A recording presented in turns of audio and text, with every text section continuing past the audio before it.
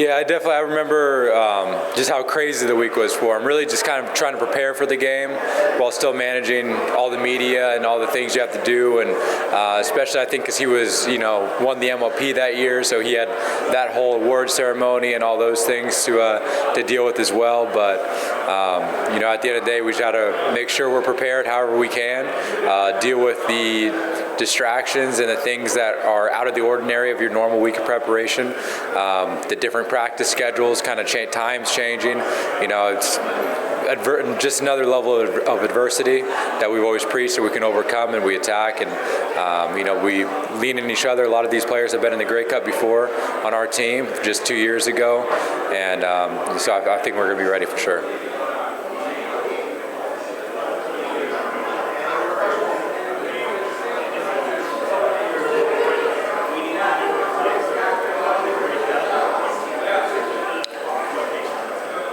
No, I'd imagine anybody who's ever tried to get a hold of me before in the past would probably tell you it's probably not very easy, especially during a football season. I don't really talk or respond to people or talk to people outside of whoever's in my household. No, I'm going to talk and lean on RD, our players, Coach Miller, who's been an incredible help to all of us in the quarterback room, and I think that's what got us here, and that's what all we need going forward. How's the preparation changed this week?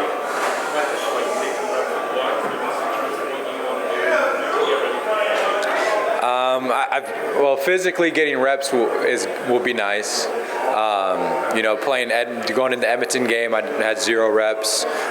Going into the Winnipeg game, the first time we played him, when I played a majority of the game, I didn't have any reps that game either. And then playing against Calgary, my first start was a 5-day week, and so we had one practice really on the field, and I split reps for it. So this would kind of be the first time all season where I'm going to get practice reps throughout the week, and a majority of them, if not all of them. So that'll be different for this season. But other than that, it's the same mental preparation and everything I've done, emotionally and physically off the field to make sure I'm ready to go in and play any play. Just the only difference now is I know what the first play that I'm going to be playing is, and first offensive snap. When was the last time you took full practice? I think week 2 of the season last year in 23.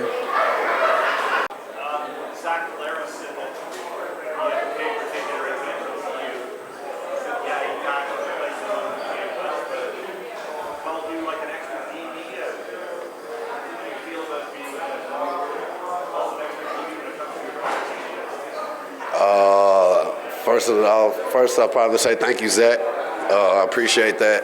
And, it's just something that I just kind of wanted to add to my game, just to make sure that I could affect the game in a positive way, any way that is. Most people think of linebackers as just a lot of times one-dimensional and, just tackle the ball and things like that. But, the game is more than that. So any way that I could affect the game in a positive way, I want to be able to do that. When you came up, who were the defenders or the players, whether it was in the stands or when you came to Toronto, that really made you appreciate what this league is and what a week like this means? I watched a lot of great players play behind a few. I played behind Alex Singleton. I was watching Enoch before I played with him. Solomon Eliminian, a lot of those players like that, linebackers that I've seen play at a really high level and, contribute and be a real, problem in the league. That's kind of where I want to mold my game. That's where I want to be at the end when it's all said and done. How does this feel different than 2022? Obviously, you're coming in as healthy as you can be at this time of year, but does it feel different because of the leadership role you have on this team now, like the expanded leadership role? Yeah, and honestly, this will be my first Grey Cup starting at linebacker. So, it's a different feeling there, just able to settle down in the game. And, the leadership role is a team that I guess I can say I've had my hands on directly. And, it's great. It's awesome. It's a great feeling. It's something that you just really want to get accomplished, and we really want to win this for everybody. All the rookies we have here, Chad, everybody that doesn't get a chance to be in front of the cameraman but works so hard every day and, just gave us the chance to be here.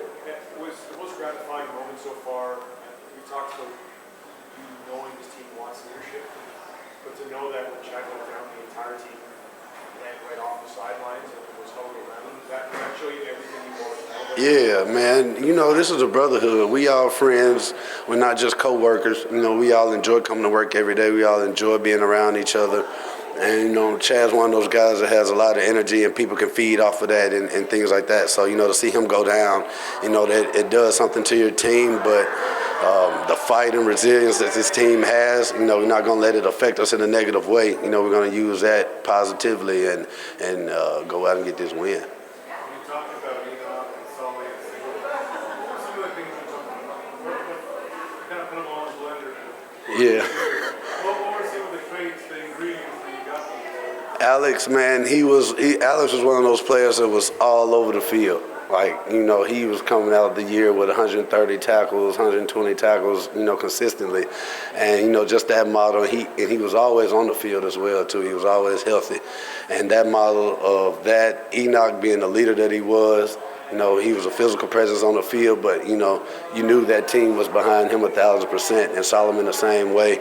And, you know, for me, I kind of combine all of those. You know, I might not have as many tackles or, you know, I might not be, I guess, a big physical specimen and things of that sort. But, man, I want to try to pull something from each one of those guys. So if I could be around the ball all the time like Alex, if I could be a leader for my guys like Enoch, if, you know, I could be a staple for the league like Solomon and you know, just be able to be something positive and a light for everybody, you know, I want to be able to do that.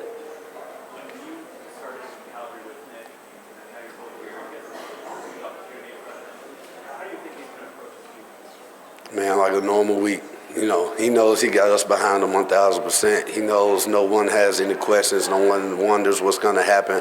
You know, we know he's going to come in prepared. He's going to come in, do our thing. He's going to take this offense to a level that, you know, we need to be at to win this game. And, you know, I'm confident in that. How does the experience in 2022, different team, but there are many guys who are on that team still with you, how does it inform how you prepare? Well, I think it's going to take a full 60. I think we grew as a football club when Janarian took that punt return back, and we didn't bat an eye, and we found a way to win that football game. And so I think we can learn from that. You're going to have your adversity all the time throughout a big game, right? Especially a playoff game, Grey Cup game, right? See, they're fired up. They're playing the music right now. Yeah. We're already on Sunday, right? So, no, we got a lot of work to do. Looking forward to it. But, yeah, I mean, we haven't even got to day one yet, right? So this is kind of the start of it.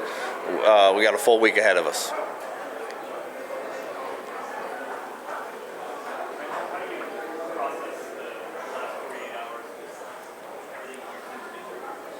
Yeah, I think you just process it and just move on. There's things that are out of your control you just got to deal with, right? You know, you look at, you know, Chad's injury. I think a lot of guys are feeling bad for Chad. You know, I know he's hurting right now from our conversations that he's not playing in the big game. Worked hard to get back to this. Like I said last week, we trusted Nick. The rest of the guys are going to step up their game. We're going to put them in an advantageous opportunity to be successful, right? So now's our offense going to change? Probably. I'm not going to give a lot of information on it. You know, we're about a quarter through our game plan, right? Tomorrow's an extra day, so I'll probably finalize a lot of day one, day two tomorrow. But I think the guys are ready for the stage. We got to win it collectively. It's going to take all of us, right? And I'm looking forward to it.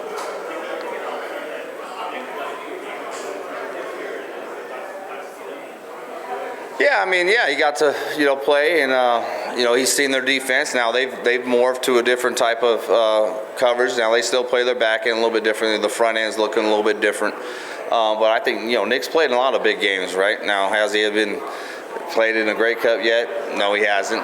We all get that too, right? But we have a good football club, and it's not just about one position. It's about the whole club. So we all got to elevate our game, and, you know, Nick's just got to manage the game. Make the right throws, and you know, keep us on the field when we need to, and also end every drive with a kick. Ultimately, though, what's been something that you've seen grow in the team? Wynton was telling me this team wants leadership.